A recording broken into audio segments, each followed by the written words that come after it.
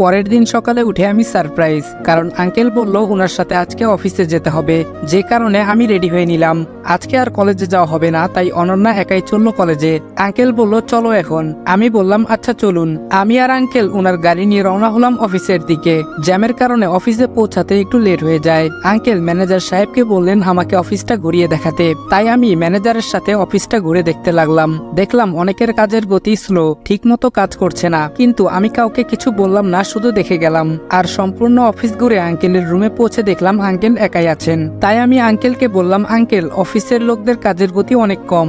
Uncle বললেন ওদের তো কাজ সঠিকভাবে করা উচিত, বেতনও অনেক বেশি দেওয়া হয়। এদিকে অনন্যা কলেজে আমাদের আড্ডার স্থানে চলে গেল। তখন রীতা অনন্যাকে বলল কিরে আবির আসলো না আজকে? অনন্যা বলল সে বাবার সাথে অফিসে গিয়েছে। রীতা বলল আচ্ছা। অপরদিকে আমান সাহেব আবিরকে সব বুঝিয়ে দিচ্ছে, আর তিনি বলছেন এখন থেকে প্রায় সময় তুমি অফিসে আসবে, তাহলে আমিও একটু মুক্তি পাবো। কাজ বুঝিয়ে দেওয়ার পর আবির তার রুমে এসে ভাবতে লাগলো কর্মীরা তো তাদের কাজ ঠিক মতো করছে না, এর কারণ কি? না, আমাকে এই খোঁজ নিতে হবে। কাজ ঠিক মতো করলে তো আরো অনেক বেশি লাভবান হওয়া যাবে। যেই ভাবা সেই কাজ। আবির তখন বেশ কয়েকজনকে ডেকে নিল। আবির বলল আচ্ছা আপনারা আপনাদের কাজ ঠিক মতো করছেন না কেন? একজন কর্মী বলল আমাদের পরিশ্রম হয় অনেক, আর সেই তুলনায় টাকা অনেক কম পাই, আর অন্য ফ্যাক্টরিতে থাকলে আরো ভালো টাকা পেতাম। তখন আমি বললাম আপনার বেতন কত? কর্মী বলল 10,000 টাকা। আমি বললাম আপনাদের সাধারণ স্টাফদের বেতন তো 15,000 টাকা, আর আপনাদের উপরে যারা তাদের বেতন 20,000, কিন্তু আপনারা পান 14,000। আপনারা যান, ন্যায্য মূল্য আপনারা পাবেন, আপনারা কাজে মন দেন। সকল কর্মী তাদের কাজে চলে গেল। তবে এখন আমার কাজ করতে হবে। কে এই সকল কাজ করছে? আমি আঙ্কেলের রুমে গেলাম আর সবকিছু খুলে বললাম। তখন আঙ্কেল ম্যানেজার সাহেবকে ডাকলেন। আঙ্কেল বললেন সকল কর্মীদের বেতনের খাতাটা আমার কাছে নিয়ে আসুন। ম্যানেজার বলল ইয়ে মানে আপনার দেখার প্রয়োজন নেই, ওইগুলো তো আমার কাজ, আমাকে করতে দেন, শুধু শুধু আপনার কষ্ট হবে। আঙ্কেল বলল আপনাকে আনতে বলেছি। ম্যানেজার বলল আচ্ছা আনছি। এই বলে ম্যানেজার চলে গেল। আর কিছুক্ষণ পরে আসলো খাতা নিয়ে। আঙ্কেল আমাকে বললেন দেখতে। আমি মিলিয়ে দেখলাম প্রায় 10 কোটি টাকার মতো হাতিয়ে নিয়েছে নিজের নামে। আমি এটা আঙ্কেলকে বলা মাত্রই আঙ্কেল বলল আপনাকে চাকরি থেকে বাদ দেওয়া হলো, আর যে সকল টাকা নিয়েছেন তা কোম্পানির অ্যাকাউন্টে দিয়ে যাবেন, না হলে আপনাকে পুলিশে দিতে বাধ্য হব। এটা বলার পর দেখলাম ম্যানেজার পকেট থেকে কি যেন বের করছে। পরক্ষণেই খেয়াল করলাম তার হাতে রিভলভার। আঙ্কেলের দিকে যখনই মারতে যাবে তখন আমি আঙ্কেলের টেবিলে থাকা কাচের গ্লাস ম্যানেজারের দিকে ছুঁড়ে মারলাম। তখনই তার হাত থেকে রিভলভারটা পড়ে গেল, আর আমি তা নিয়ে তার দিকে তাক করলাম। এদিকে আঙ্কেলের ডাকে সিকিউরিটি চলে এসেছে। আঙ্কেল পুলিশকে খবর দিলেন। কিছুক্ষণ পরে পুলিশ আসে এবং তাকে গ্রেফতার করে। যাওয়ার আগে আঙ্কেল তার অ্যাকাউন্ট থেকে কোম্পানির অ্যাকাউন্টে সকল টাকা নিয়ে নিলেন। পুলিশ ম্যানেজারকে নিয়ে চলে গেল। সকল কর্মীরা অবাক, কেন পুলিশ এসেছে, কি কারণেই বা ম্যানেজারকে ধরে নিয়ে গেল। আমি গিয়ে সকলের উদ্দেশ্যে বললাম আপনাদের যেই ম্যানেজার ছিল সে আপনাদের টাকা থেকে কেটে তার অ্যাকাউন্টে জমা করত, তাই তাকে ধরে নিয়ে গেছে। শুনেন সকল স্টাফদের বেতন 15,000 টাকা, আর তাদের উপরে যারা আছেন তাদের বেতন 20,000 টাকা। এই কথা শুনে সকল স্টাফ আনন্দে মেতে উঠল। আমি আরো বললাম এখন থেকে যদি ভালো মতো কাজ করেন তাহলে আপনাদের বেতন আরো বাড়ানো হবে। সবাই বলল এখন থেকে আমরা আমাদের সর্বোচ্চ দিয়ে কাজ করব। আমি বললাম তাহলে যে যার মতো কাজে চলে যান। তখন সবাই যে যার মতো কাজ করতে লাগলো। সেদিনের মতো আমি আর আঙ্কেল বাসায় চলে আসলাম। আসতে রাত হলো, তাই আমি আর আঙ্কেল ফ্রেশ হয়ে রাতের খাবার খাওয়ার জন্য খাবার টেবিলে গেলাম। আঙ্কেল বলল এখন তো নতুন ম্যানেজার লাগবে। আমি বললাম হুম। আন্টি এবং অনন্যা বলল নতুন ম্যানেজার লাগবে মানে আগের জন কই গেল? তখন আঙ্কেল সব খুলে বলল। আমি বললাম পত্রিকায় বিজ্ঞাপন দিয়ে দেই, তাহলে ম্যানেজার পাওয়া যাবে। আঙ্কেল বললেন আচ্ছা ঠিক আছে। পরের দিন আঙ্কেল একাই অফিসে গেলেন, কারণ আমি আজকে কলেজে যাব। তাই আমরা দুজন মানে আমি আর অনন্যা কলেজে গেলাম। আর কি প্রতিদিনের ন্যায় আড্ডা দেওয়া। আমি বললাম আচ্ছা তোদের ইচ্ছা কি, বড় হয়ে কি করবি? ছেলে ফ্রেন্ড 3 জন বলল আব্দুল্লাহ গ্রুপ অফ ইন্ডাস্ট্রিতে চাকরি করব। আরেকজন বলল আমার বাবার ব্যবসা করব। আর মেয়েগুলার কথা কি বলবো, ওরা স্বামীটা বসে বসে খাবে। মজা করে বললাম আপনাদের তো বলাই হয়নি, রাহাত আর মেহেদি দুজনে সাইমা আর আমার স্কুল জীবনের বেস্ট ফ্রেন্ড লামিয়ার সাথে প্রেম করছে। সেই দিনের মতো ক্লাস করে বাসায় চলে আসলাম। রাতের খাবার খেয়ে আমি মনে মনে ভাবতেছি ভাইয়া আমার সাথে এমন কেন করলো? আমি তো তার কিছু করি নাই, যে কারণে আমাকে বাসা থেকে বের করে দিল, তাও আবার কোনো এক মিথ্যা অপবাদে। আমি কি আর কখনোই আবার আগের জায়গায় যেতে পারবো না? সারা জীবন কি এভাবেই থাকতে হবে কোনো এক মিথ্যা অপবাদ নিয়ে? এটা চিন্তা করে চোখে পানি চলে আসলো। আজকাল নিজের চোখটাও বিশ্বাসঘাতকতা করে, না চাইলেও কেন যেন চোখের পানি চলে আসে। অনেক দিন তো হলো মায়ের সম্পর্কে জানি না, তাই আমি আমার ফুফাতো ভাইকে ফোন দিলাম, আর পরক্ষণে সে রিসিভ করলো। আমি বললাম কেমন আছোস? হাসান বলল ভালো আছি, কিন্তু আপনাকে তো চিনতে পারলাম না। আমি বললাম আমি আবির। মা কেমন আছে? হাসান বলল, তেমন ভালো না, তোর কথা অনেক বলে, তবে শুন, তোর এই ব্যাপারে বাহিরের কেউ জানে না, যদি কেউ তোর কথা জিজ্ঞাসা করে তাহলে কিছু একটা বলে দেয়। এই তো সেদিন আমি তোদের বাসায় যাই, আর দেখি রায়পুরে তোর যেই খালামণি থাকতেন তারা এসেছেন। তখন তিনি তোর কথা বলেছিল। খালামণি জিজ্ঞেস করেছিল, আপু তোমার ছোট ছেলে মানে আবিরকে তো দেখছি না। তখন তোমার আম্মু বলল, ওহ, সে তো ওর ভাইয়ের সাথে রাগ করে বাসা থেকে চলে গেছে। একদিন মারামারি করেছিল আবির, তাই ওকে ওর ভাই মারে, অনেক কথা বলে, যে কারণে বাসা থেকে চলে যায়, আর কেমন যেন বাসার আলোটা নিভে যায়। এই বলে আম্মু কান্না করে দিল, আর বলল আবার যে কবে ফিরে আসবে আল্লাহ জানে। হাসান বলল, সেখানে থাকার কিছুক্ষণ পরে আমি চলে আসি, আর তুই বল কেমন আছোস, কোনো টাকা লাগলে বলিস। আমি মনে মনে বললাম, এই হলো বন্ধুত্ব, যেখানে সবকিছুই ক্ষুদ্র। আমি হাসানকে বললাম, আমি ভালো আছি, আর আমার টাকার কোনো প্রয়োজন নেই। হাসান বলল, আচ্ছা লাগলে বলবি। আমি বললাম, ঠিক আছে। আরো কিছুক্ষণ কথা বলে ফোনটা কেটে দিলাম, আর মায়ের কথা শুনতে ইচ্ছে করছিল, তাই মার ফোনেই ফোন দিলাম, কিন্তু ফোনটা তো বন্ধ।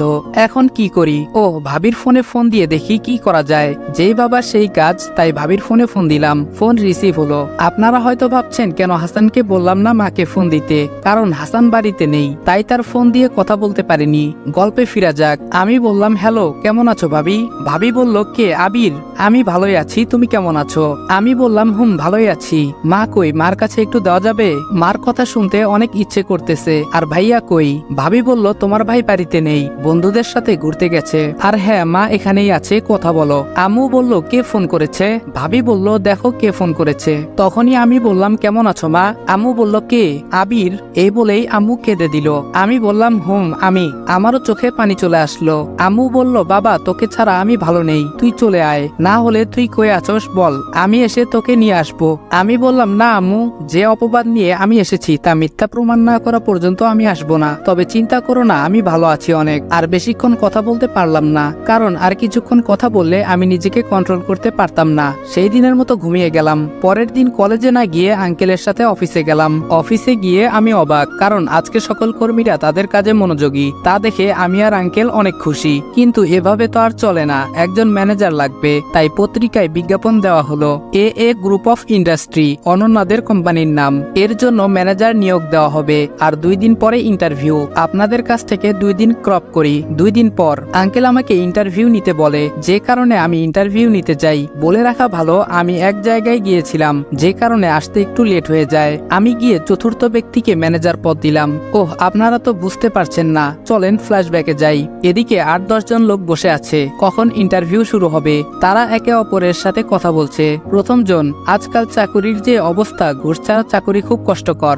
দ্বিতীয় জন বলল, আমি 10 লক্ষ টাকা জমিয়ে রেখেছি ভালো কোনো চাকুরির জন্য। তৃতীয় জন বলল, এখন টাকাই সব, টাকা দিলে চাকরি হবে, না হলে নাই, আপনি চাকরি পেলে কি করবেন? চতুর্থ জন বলল, সব জায়গায় টাকা দেখে না, অনেক জায়গায় যোগ্যতা দেখে, আর আমি নিজের জন্য না, এই কোম্পানির জন্য যা করার করব, কেননা এর দ্বারাই আমার জীবন চলবে, যে কারণে এখানে চাকরি হলে আমি আমার সর্বোচ্চ দিয়ে কাজ করব, এমনকি জীবনও দিয়ে দিব। পঞ্চম জন বলল, আমি এখানে কাজ করে নিজের জীবন গড়ব।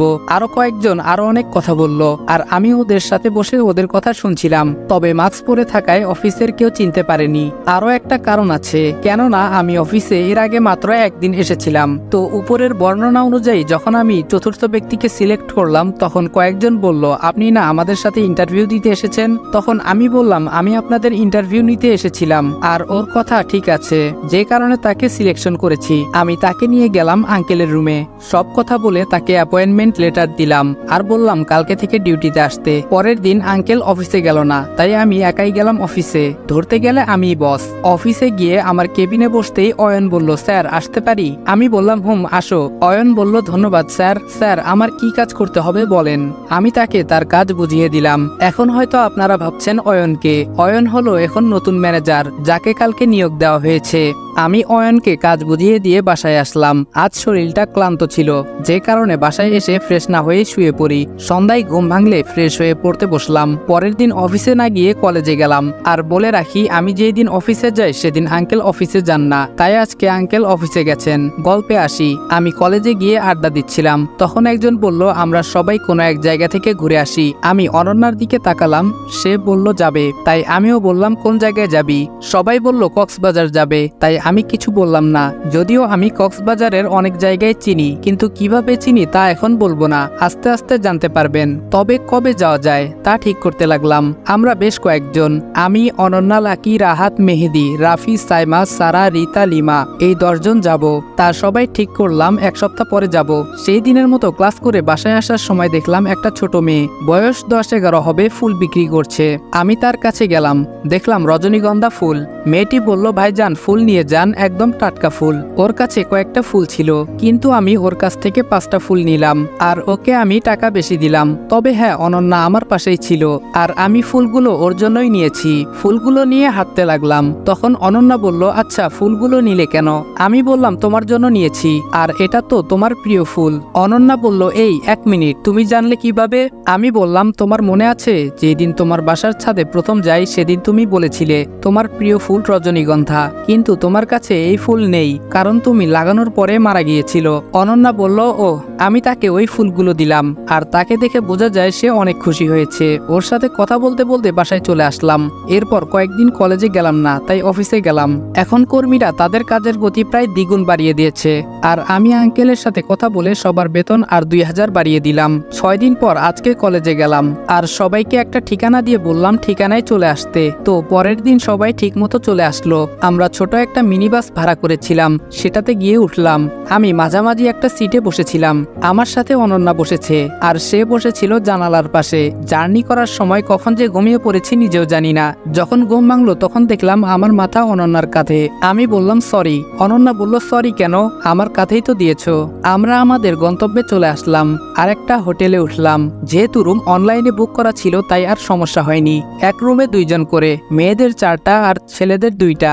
আমরা রুমে গিয়ে ফ্রেশ হয়ে নিলাম, তারপর দুপুরে খাবার খেলাম। খাবার খেয়ে দিলাম এক ঘুম। তার আগে প্ল্যান ছিল কালকে বের হব ঘুরতে। অপরদিকে যেই কলেজে পড়তাম ওখান থেকে বাস এসে আমাদের হোটেলের সামনে থামে, কেননা তারা কলেজ থেকে 3 দিনের বনভোজনে চট্টগ্রামে এসেছে। তাদের এখানে আসতে বিকাল হয়ে যায়, আর যে যার মতো রুমে চলে যায়। এদিকে আমি চোখ মিলে দেখি সন্ধ্যা হয়ে গেছে, আর আমার সাথে ছিল রাহাত। আমি রাহাতকে ডাক দিয়ে বললাম, ওই হারামি, উঠোস না কেন, কয়টা বাজে দেখ। রাহাত বলল, কয়টা বাজে?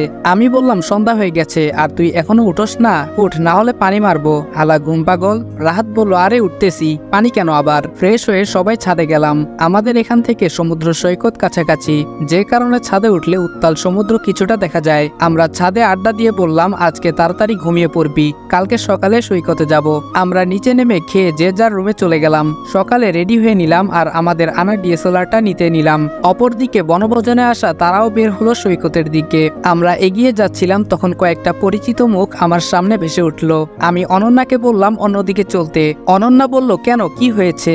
আমি বললাম, এখানে আমার আগের কলেজের ছাত্র শিক্ষকদের দেখা যাচ্ছে, আর তার সাথে জান্নাতও আছে। তখন আমরা অন্যদিকে মোড় নিলাম। কথায় আছে, যেখানে বাঘের ভয় সেখানে সন্ধ্যা হয়। আমি পড়ে গেলাম পুরনো বন্ধুদের সামনে, আর তাদের সাথে জান্নাত। তাদের ভিতরে একজন বলল, কি রে আবির, কেমন আছোস? তোরে দেখি না কতদিন ধরে, তুই নাকি তোর ভাইয়ের সাথে রাগারাগি করে চলে আসছোস। আমি বললাম, না মানে এমনি। খেয়াল করলাম জান্নাত নিচের দিকে তাকিয়ে আছে। তাকে প্রথম থেকে মনে হয়েছিল সে হাসি খুশি, কিন্তু এখন থেকে মনে হচ্ছে মনটা অনেক খারাপ। সত্যি বলতে মেয়েদের মন বোঝা কঠিন। আমি বললাম, ভালোই আছি, তা তোদের খবর কি? কিছুক্ষণ পরে আমার ফোনে একটা কল আসলো। আমি বললাম, আমি আসতেছি। আসার সময় জান্নাত কিছু বলতে চেয়েছিল, কিন্তু আমি শুনিনি। অযথা তার মায়ায় পড়ে লাভ নেই, সে তো ছলনাময়ী, আর তাকে তো আমি ভালোবাসতাম, কিন্তু এখন ঘৃণার বসবাস। আমি চলে আসলাম আমার বন্ধুদের কাছে। তারা জানতে চেয়েছিল কে ওরা। আমি বলেছিলাম আমার আগের ফ্রেন্ড। সেদিন ঘুরে ছবি তুলে চলে আসলাম হোটেলে।